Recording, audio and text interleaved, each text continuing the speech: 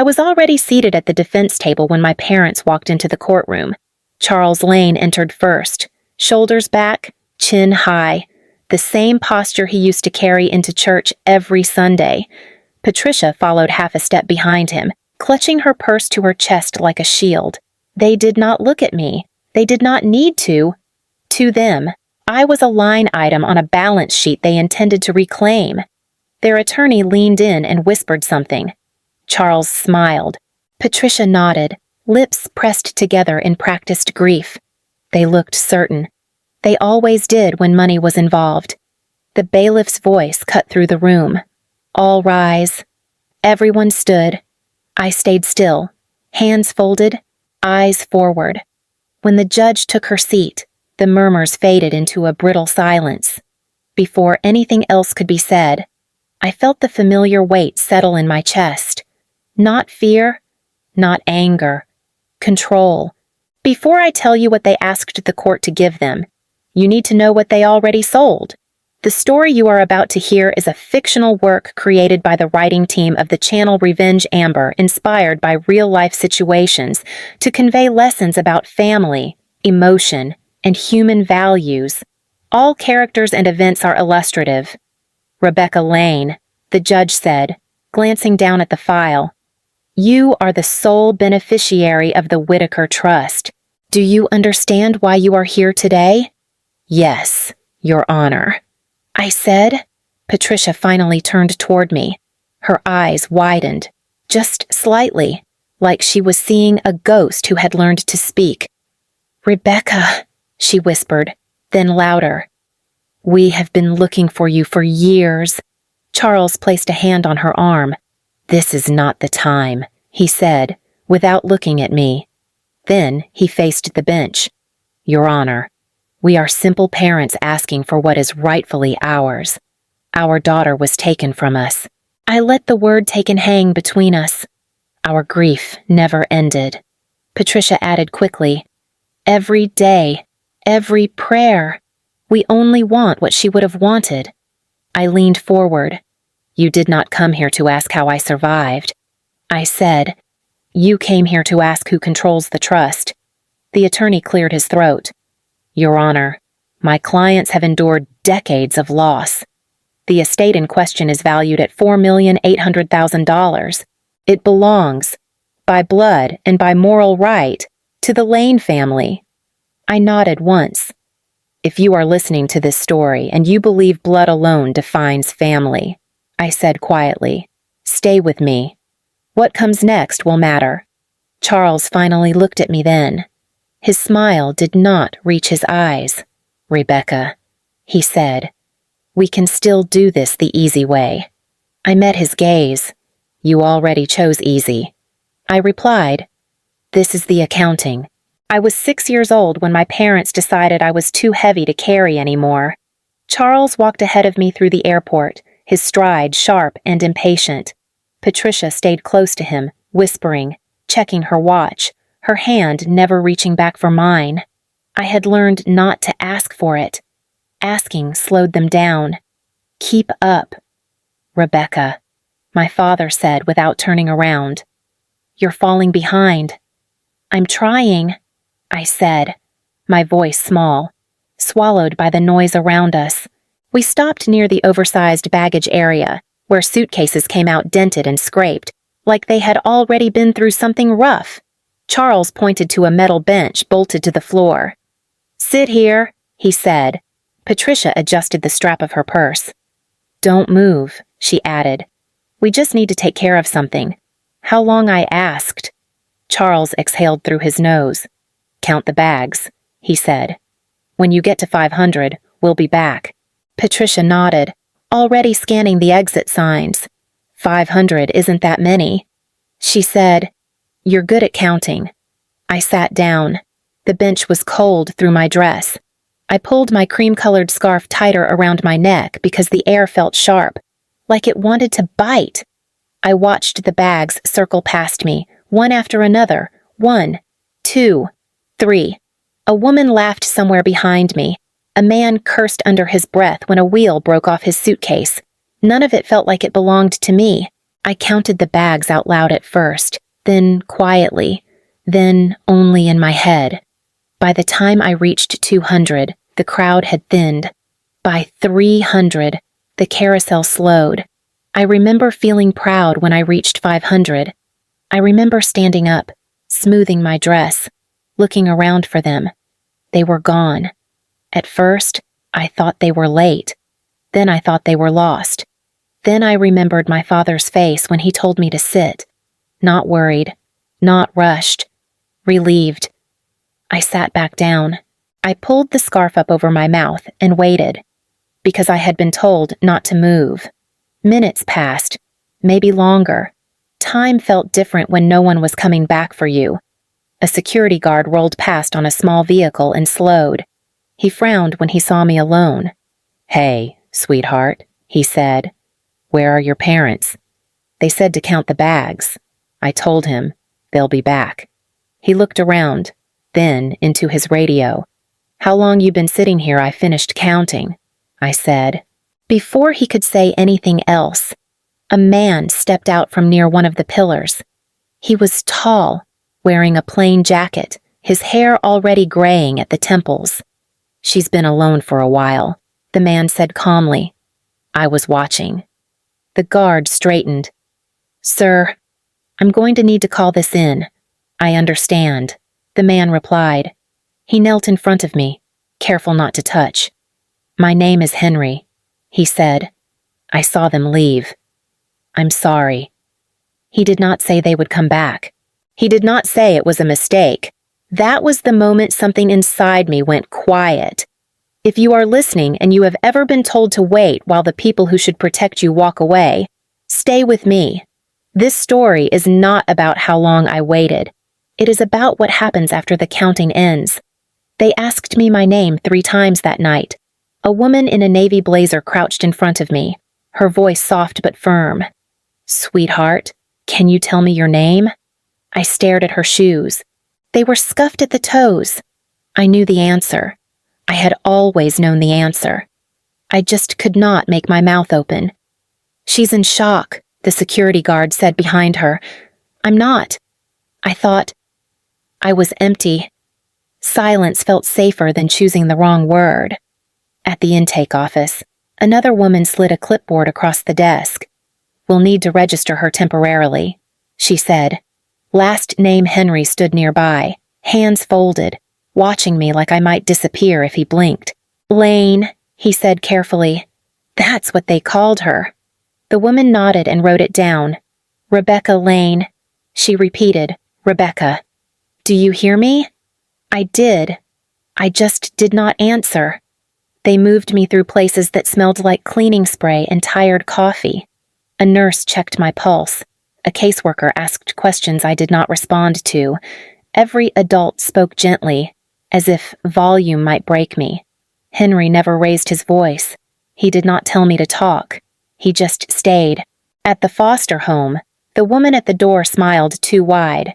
"We'll take good care of her," she said, like she was promising something to herself.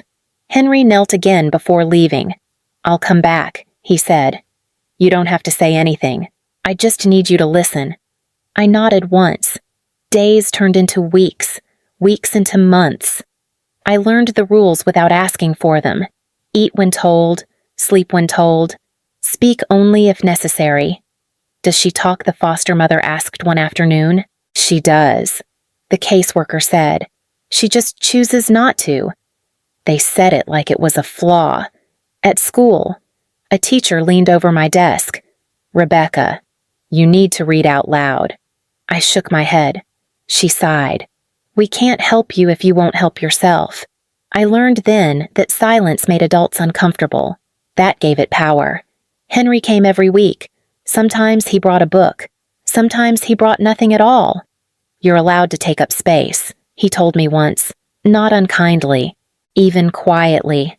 Years later, when my last name changed on official papers and my history grew thinner with each form, silence had already done its work. It had taught me how to wait, how to observe, how to let other people reveal themselves first. If you are still listening, stay, Silence is not the absence of a voice. It is how I learned to survive. Henry Whitaker never told anyone he was saving me. When the caseworker explained the long-term plan, she spoke in careful phrases. Temporary placement, she said. Review in 6 months. Her pen hovered over the paperwork like commitment was a risk. Henry listened without interrupting. When she finished, he asked one question. What happens to her if no one stays? The room went quiet. She moves, the caseworker said finally. Sometimes more than once. Henry nodded. Then I'll stay. That was how he spoke. No speeches. No promises he could not keep. He became my guardian through process, not emotion. Background checks, home visits, court hearings where adults debated my future like a schedule conflict. Henry showed up to every one of them. Why do you want this responsibility? A judge asked him once. Henry looked at me, then back at the bench. Because I was there when everyone else decided not to be. At home. He gave me choices before I learned how to ask for them. You can sit at the table or the counter. He said the first night. Either is fine. I stood there until he added, I'll wait. I sat at the table. He did not try to fix my silence. He respected it. When teachers complained, he listened. When doctors suggested programs, he nodded and asked for evidence. She'll speak when she's ready. He said more than once. Until then, she's listening. He taught me rules that mattered. Read contracts. He told me when I was older. People hide their intentions in small print. When I brought home my first report card, he looked it over carefully. You notice patterns. He said, That's not common. I did not smile. I did not need to. He had seen me. Henry lived simply. He worked long hours consulting on logistics systems and spent his evenings cooking meals that never tried to impress. He did not talk about money. He talked about responsibility. Having resources doesn't make you good, he said once, stirring a pot on the stove. What you do when no one is watching does. When he got sick, he did not dramatize it. It's manageable, he said, and if it isn't, we'll adjust. He taught me how to prepare without panicking, how to put documents in order, how to keep things clean. After he died, there was no grand announcement, no sudden flood of people claiming they knew him best. Just a lawyer, a file, and a trust created with intent instead of ego. I stood in his kitchen afterward, holding the same mug he used every morning. Henry had not rescued me. He had done something harder. He had refused to walk away. The lawyer called 3 days after the funeral. Rebecca, he said, measured and careful. Henry Whitaker left instructions. You should come in. I went alone. The conference room was small, the kind that pretended neutrality. The lawyer slid a folder across the table. The trust is clean, he said. It was built to last. Education defense, legal advocacy, transition support for foster youth. You are the sole beneficiary and trustee. I nodded. How much $4,800,000, he said. Structured, protected, purpose-driven. Henry's voice echoed in my head. Read contracts. People hide their intentions in small print. I read every page. There were no surprises. That was the surprise. The article ran 2 days later. A local paper. Nothing dramatic. Former foster child named sole beneficiary of Whitaker Trust. No photo, no commentary, just facts. It took less than a day. The knock came in the afternoon.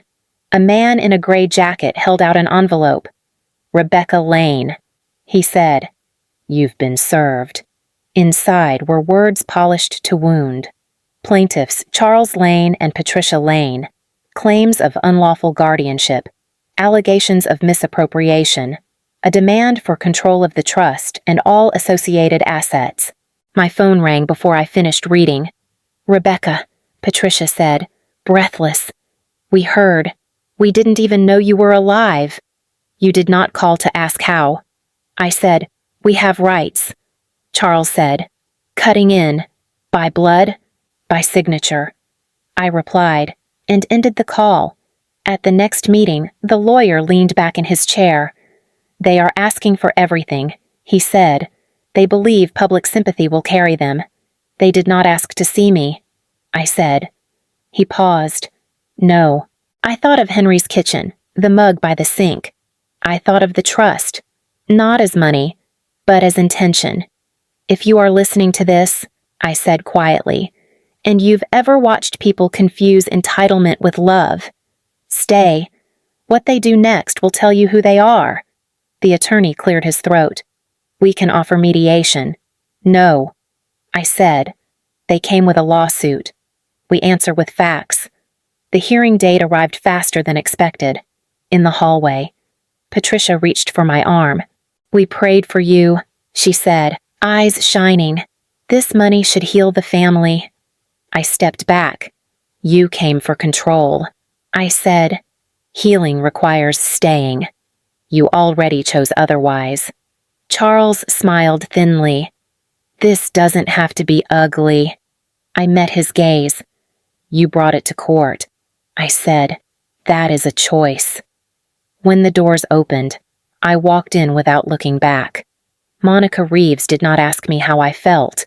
She spread the files across my dining table with deliberate care, as if the paper itself might bruise if handled roughly. I'm going to start with what exists, she said. Not what they say exists. That's all I want. I told her. Monica was precise in a way that made people nervous. She wore her hair pulled back tight, no wasted movement, no soft edges. People who lie for profit tend to repeat themselves, she said. They reuse language. They reuse timing. They reuse tactics. She slid a document toward me. 1997. I leaned forward. That's the year after... Yes, she said. They didn't wait. The filing was a civil claim against a private security subcontractor operating at Dallas-Fort Worth International Airport, not the airline, not the city. A quieter target. They alleged gross negligence, Monica said. They claimed an employee agreed to watch their child during a personal emergency and failed. There was no employee, I said. I know, she replied. They knew the cameras were limited. They knew the records were thin. She turned another page.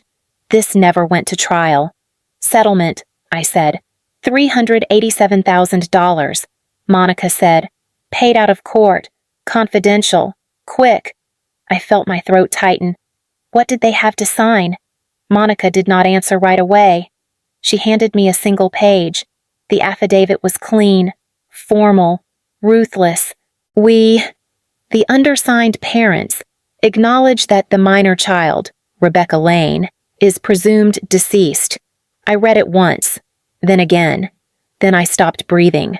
To receive the funds, Monica said, her voice steady. They accepted full compensation for wrongful death and released all future claims. They declared me dead, I said. They declared the loss closed, she replied, in exchange for money. I traced my father's signature with my finger. Sharp strokes, confident. My mother's followed, rounded and careful, like she wanted the page to like her. Monica watched me closely. There's more. She pulled out a stack of bank records. The money moved fast. Down payment on a house, credit cards paid off, cash withdrawals, celebration. I said. Monica nodded. Within a week. I sat back in my chair. The room felt smaller, like the air had learned the truth before I did. They didn't lose a child, I said quietly. They closed an account. Monica met my eyes. That's exactly how it reads. I thought of Patricia's voice in the courtroom, of Charles calling this a family matter. They came back because the value changed. I said, not because I mattered. They came back because they thought the past was buried. Monica said, they forgot paper remembers. I picked up the affidavit again. What happens if we introduce this? Monica did not hesitate. They cannot have it both ways. If you were alive then, they committed fraud. If you were dead, then they have no standing now. I nodded slowly. Prepare it. She gathered the documents into a neat stack. One more thing, she said. There are donation records, church fundraisers, language that mirrors this affidavit. They monetized grief. I closed my eyes for a moment. Henry's voice surfaced, calm and unyielding. Read contracts. People hide their intentions in small print. I opened my eyes. If you're still with me, I said softly, more to myself than to Monica. Stay. This is where truth stops being quiet. Monica stood. I'll file the notice, she said. After that, they won't control the narrative. When she left, I stayed at the table, the affidavit between my hands. They had signed my erasure with steady ink. I folded the page carefully, not like a relic, but like a receipt. This was not grief. This was bookkeeping.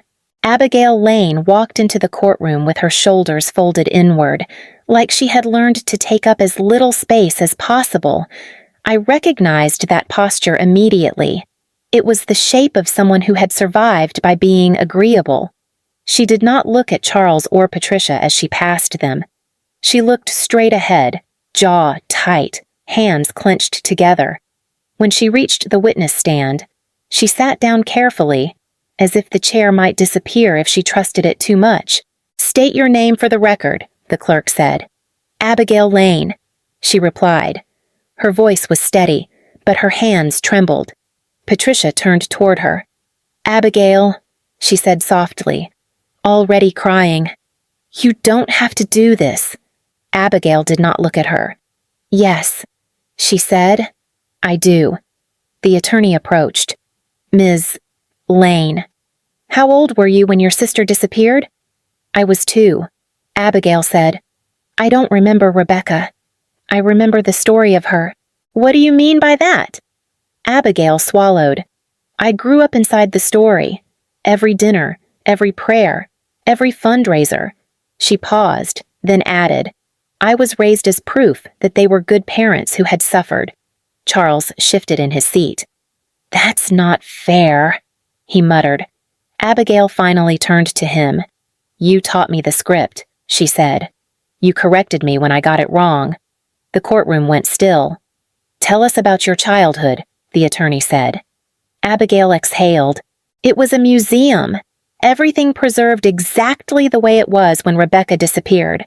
Her room stayed closed. Her name stayed useful. She hesitated. I learned early that my job was to replace her without ever becoming her. Patricia stood abruptly. That's enough, she said. You're confused. The judge raised a hand. Sit down, Mrs. Lane. Abigail's voice shook, then steadied. Every time money was tight, they reminded people of the tragedy. The church donated. The neighbors brought food. I watched them accept sympathy like currency. The attorney nodded. Did you ever question what happened at the airport?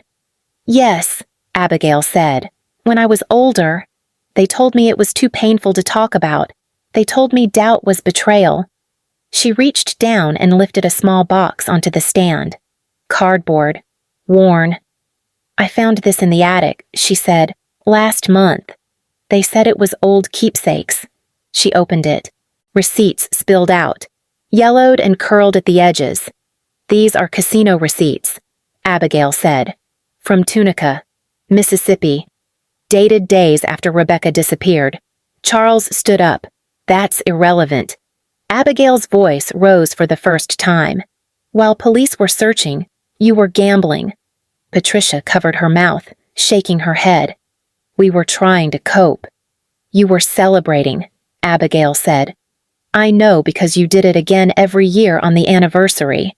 She turned then, not toward them, but toward me. I used to feel guilty, she said. I thought I was the lucky one. I got to stay. Her eyes filled, but she did not look away. But now I understand. Rebecca wasn't the one left behind. I was. Silence settled over the room, heavy and complete. When Abigail stepped down, she passed me without stopping. For the first time, our eyes met.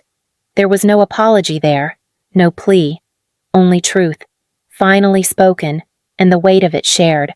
My attorney stood slowly, the way people do when they want the room to follow them without force. "Your Honor," he said, "the defense would like to introduce one final document." Patricia's lawyer leaned forward. "We object. This is unnecessary." The judge did not look up. Overruled. "Proceed." The paper slid across the bench with a soft sound that felt louder than it should have. I watched the judge read, her expression tightening line by line. "This is a sworn affidavit," my attorney said, "filed in 1997, signed by both plaintiffs."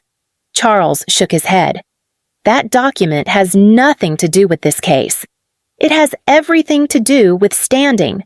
My attorney replied, "In order to receive $387,000 from a private security settlement, the plaintiffs declared their minor child presumed deceased." Patricia stood up. "We were told to sign it," she cried. "We were grieving." The judge raised her eyes. "Sit down." Patricia sank back into her chair, hands trembling. The judge looked at the page again. "Mr. and Mrs. Lane," she said carefully, "you accepted compensation for the wrongful death of your child. You swore under oath that she was gone." Charles's voice cracked. "She is our daughter." "Yes," the judge said, "and that is precisely the problem." She set the document down. "If your daughter was alive at the time you signed this affidavit, then you committed fraud to obtain those funds. If she was not alive, then you have no legal standing to claim her estate today." Their lawyer took a step back from the table. He did not touch them again.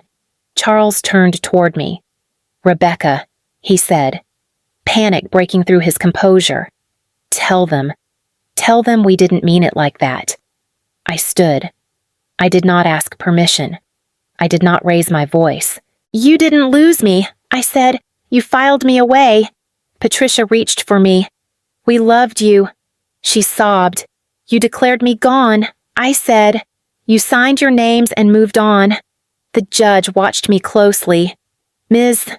Lane," she said, "you may sit." I nodded and returned to my chair. The silence that followed was not empty. It was decisive. "I find that the plaintiff's claims are barred," the judge said. "This case is dismissed with prejudice. Furthermore, I am referring this matter to the appropriate authorities for review of potential perjury and civil fraud." The gavel struck once. Officers moved in. Patricia screamed my name. Charles did not speak at all. As they were escorted out, I remained seated, hands folded, breathing steady.